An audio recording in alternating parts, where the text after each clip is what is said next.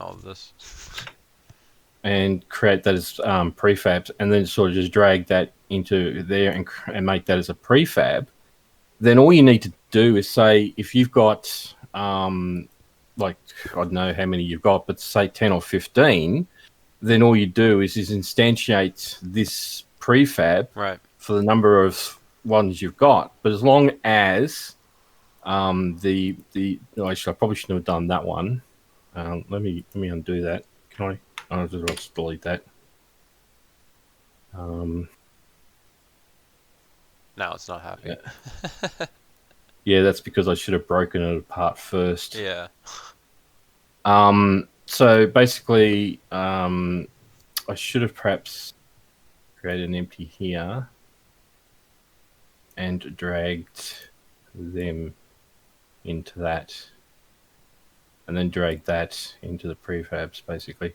So Gotcha. that way, then you can have this as the outer container, which is the horizontal. Oh, actually, no, sorry, you would have needed to. Sorry, I'll take that back, because you do need them under there. This should be on the outside, and that's not needed, because you need them in the horizontal layout. That needs to be in the prefab as well.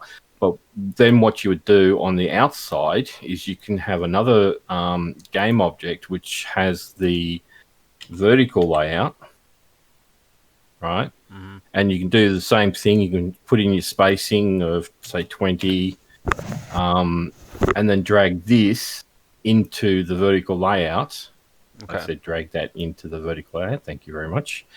So that if that's the vertical, set the space of 20. So that means if I do then duplicate this, see how it's automatically creating them there? Yeah. So once you instantiate what it is, populate the value and all that stuff into there, then you just instantiate it underneath the parent of this, like you would instantiate any other object, and it'll just do the rest for you. Whoops, I'm instantiating the wrong object. Duplicating the wrong object. Okay. Now, as far as the score name and everything like that, you probably have something of a script on here. Okay. So let me. Have I got a script? No, but I can create a script. I call this a score test. Will do for now. Let me open that up.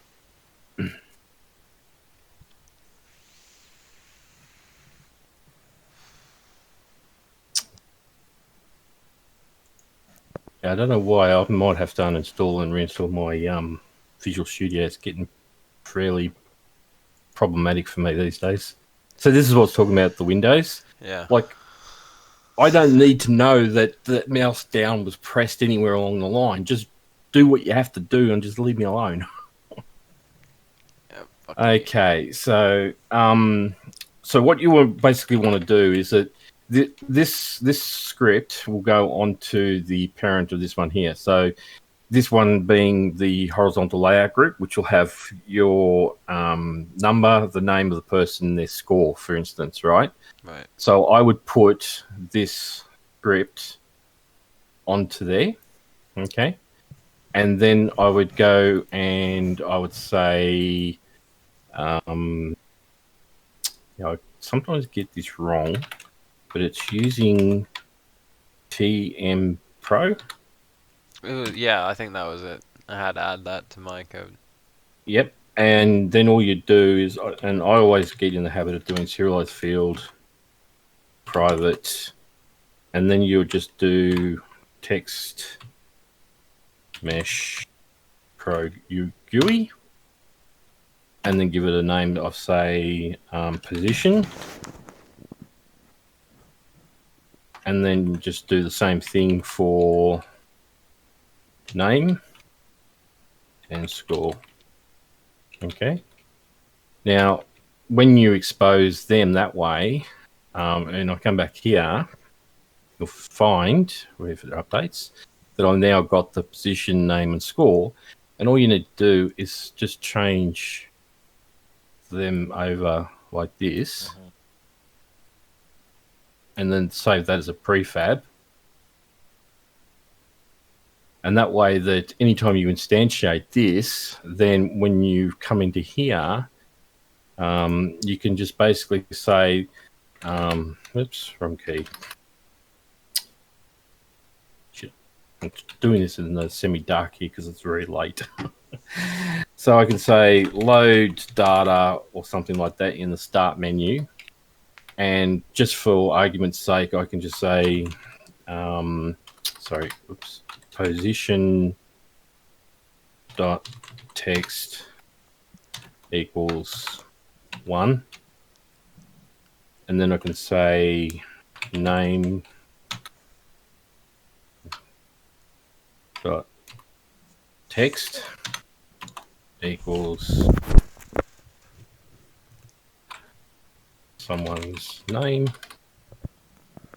So just to see this as you've loaded your data, and now you're going off and instantiating all this. So then once you've done that, then you would then instantiate, like go instantiate. Actually, no, you don't. You go game object go equals instantiate the prefab, and then the position of where it's going to do it. Generally, you wouldn't do this with UI. It's a little bit different. And then you'll just say go dot parent. Actually, is it transform dot parent? Yep, transform dot parent equals this dot transform. And I'll just comment that out for now. But that's basically what you do. Okay. So that when you come back to here and you actually then run that, you'll see that the name should change. See what I mean? Gotcha. It goes to someone's name, and that's it. That's how basic it actually is. I mean, you've literally written no code whatsoever, but you've created a hierarchy as to how to display it. And the same thing happens with the scroll view. You can come down here and put in a scroll view. This is a little bit more complicated. But once you've done that, I've stayed away from scroll views. Every time I see them in an asset, I delete them. They're actually very easy to use. They're just a little bit complicated because you basically come down to content, and you just basically drop your objects into the content section. And it's just a matter of coming into here, changing whether you want the horizontal or vertical, and all that sort of stuff, and then making sure that the viewport, like for instance, if there was that many names, right, then the viewport would have to. Yeah. Whoops, wrong one. Yeah, it would just have to match it so that when you come in here and play it, then you can actually scroll around in it. And of course, I've got the elastic. Gotcha. Yeah. And as I said, you've written literally just no code whatsoever.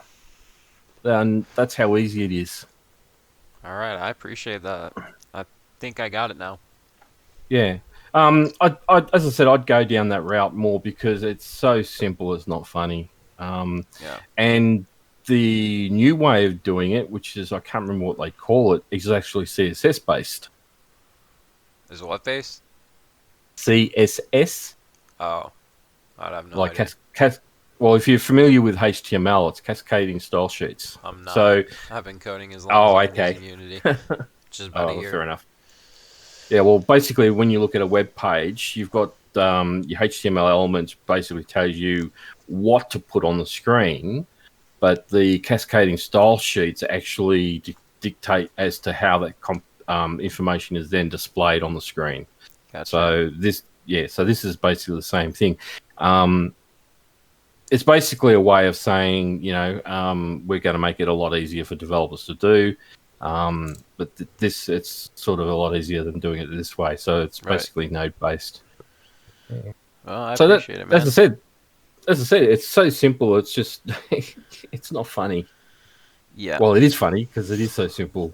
OnGUI, I mean, as you know, you've got to sit there and you've got to work out how big the text is, and that's the other thing was too is that with the text you can see straight away how big the box is. So you can see that here is the box of the actual UI element itself, and the yellow part is the actual text thing. So you can actually, if you Gotcha. wanted to, just say, scale it into something like this, change the font to, say, 56, or even better still, switch on auto size. Yeah. And then, depending on which screen resolution you're on, Unity will do all the magic work for you and make sure, like, say, for instance, if I make that 1,000, it's going to make a liar out of me. No, it didn't. Make me maybe 10,000? Yeah, 10,000, maybe 100,000. Yeah. It'll automatically fit it in for you rather than you writing code to work out all that for you. Yeah, I figured that out.